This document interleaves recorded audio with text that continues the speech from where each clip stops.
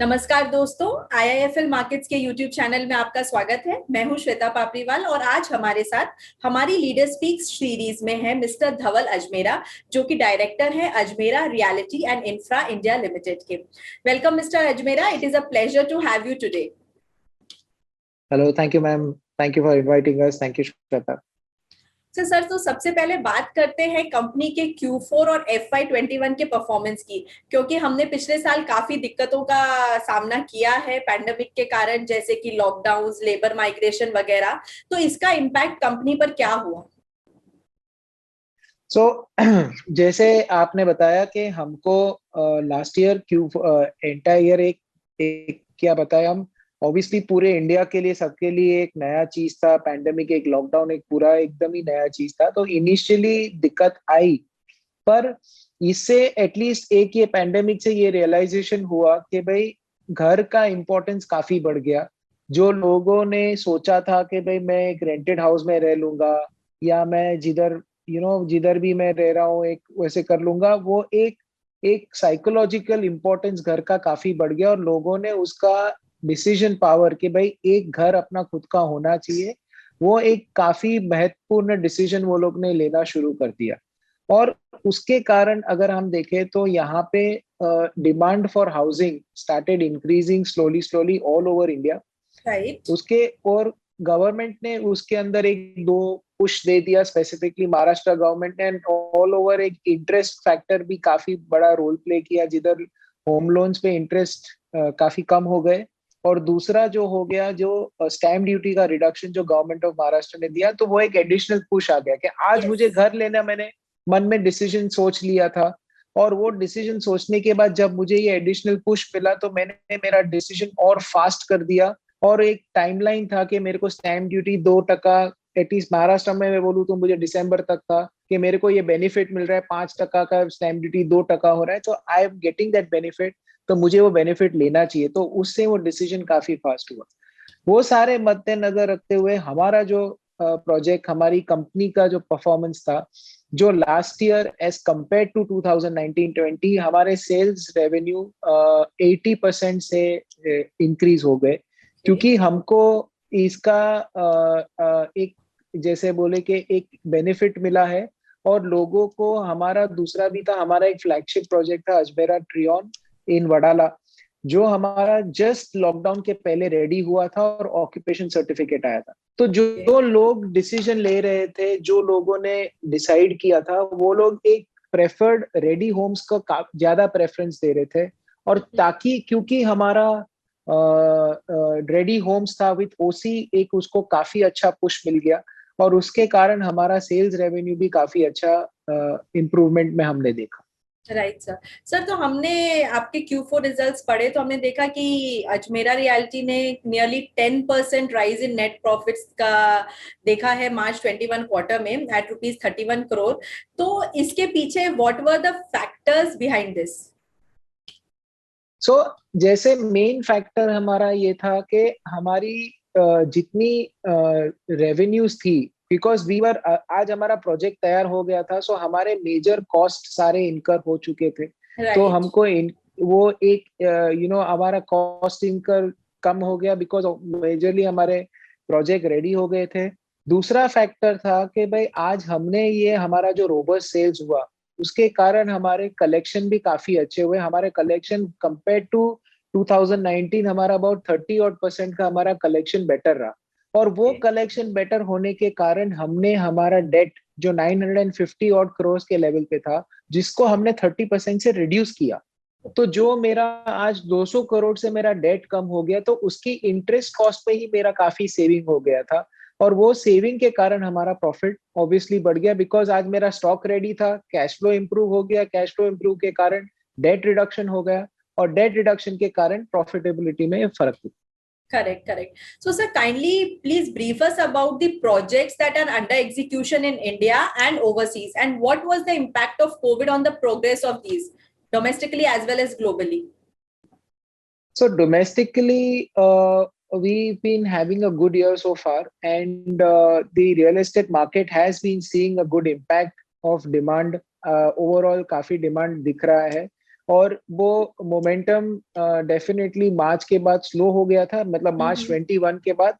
But it is natural, क्योंकि आज अगर ऑल ओवर इंडिया में ऑलमोस्ट लॉकडाउन जैसा हो गया था, Maharashtra was under lockdown, Karnataka was under lockdown, Gujarat was under lockdown, because these are the three states where we operate, and all these three states were almost under lockdown. So definitely the first 2 months, that is April and May, had an impact on that. But overall हमको ऐसे दिखता है कि हमारे जो projects जो execution में थे, जो हमारे प्रोजेक्ट्स अंडर कंस्ट्रक्शन थे, उस पे इनिशियली हमको कंस्ट्रक्शन में जिधर जिधर हमारा कंस्ट्रक्शन शुरू था, उसमें हमको इनिशियली लास्ट ईयर माइग्रेशन का प्रॉब्लम आया था, लेबर को वापस आते आते थोड़ा टाइम लगा। बट आफ्टर दैट हमारा, जैसे मैंने आपको बताया था, एक हमारे लिए प्लस पॉइंट हमारी कंपनी के लिए था कि मेरा प्रोजेक्ट रेडी था, तो इसके लिए हमको सीधे रेवेन्यूज आने शुरू हो गए और हमारे रिजल्ट में अच्छा इफेक्ट दिखा।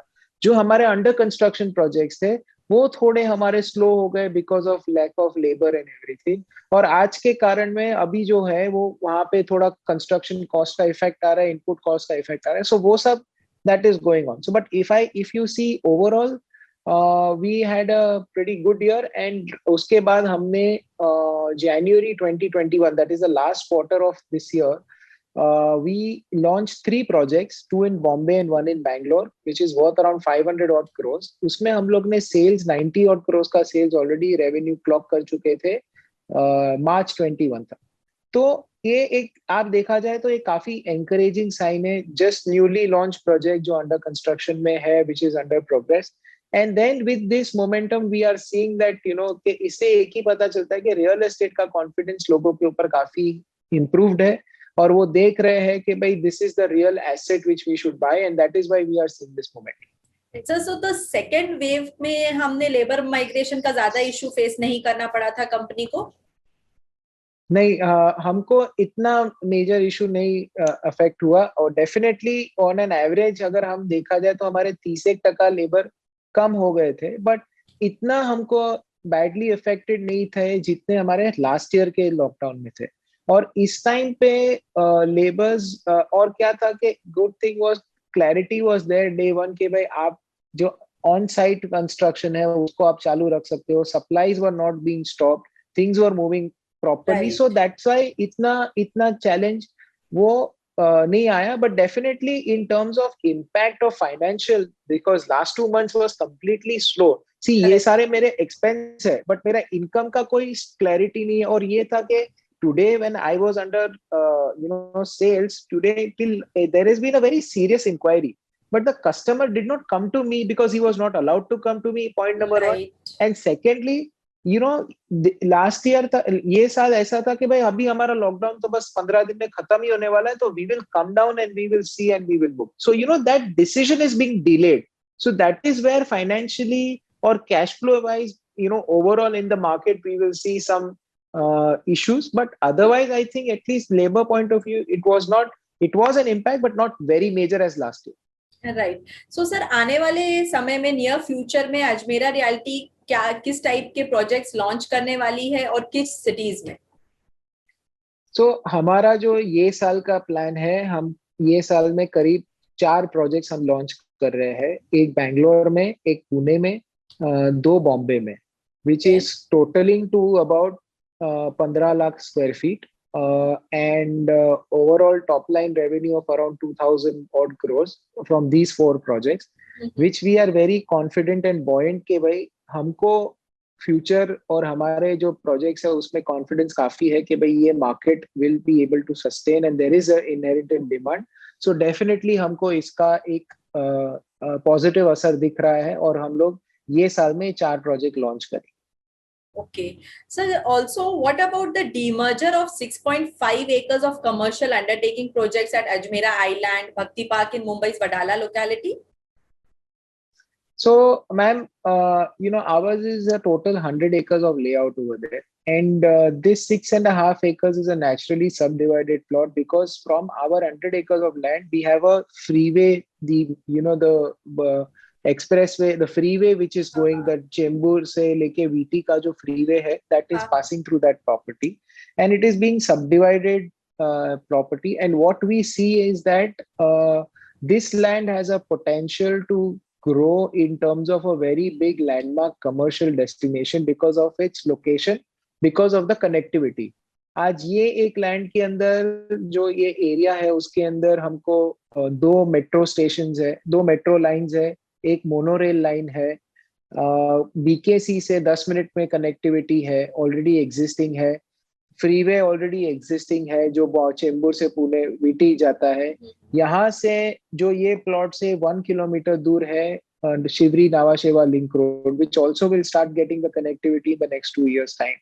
So this probably is the only land and suburb what we see has the maximum connectivity possible in the city of Mumbai. Right. And Bombay being the financial capital, we feel that this land has a great potential for a great, commerce business park or an arena which can be made to the likes of the World Trade Centers and everything. So we are looking to partnering with somebody who can actually come up, add value to the project, who's also looking as a long-term partner with us to see that we enjoy this asset and make this asset. So for that very reason, we have demerged this because our entire layout is a big layout. So from that, if I, as a part of the evaluation with somebody जिसको खाली commercial real estate long term asset में आना है, तो अगर ये मेरी अलग कंपनी होती है जिसके अंदर they can easily come in due to the thing. So that is why we are demerging and seeing that how can we make this better added value to the project.